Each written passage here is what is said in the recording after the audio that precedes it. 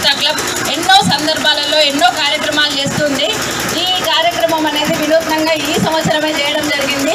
ఈ కార్యక్రమం ఇలా చేయడం నాకు చాలా అదృష్టంగా భావిస్తున్నాను. నేను ఈ కార్యక్రమంలో అందరూ పార్టిసిపేట్ అయినందుకు కూడా వారికి పాదాభివందనాలు. Thank you.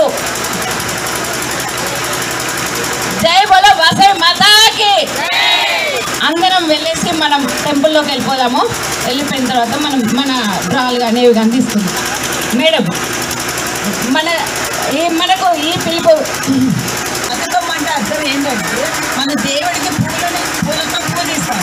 కానీ ఇక్కడ బతుకమ్మ అంటే పూలనే పూజిస్తాం, దేవుడిగా పూజిస్తాం. ఇదొకటి.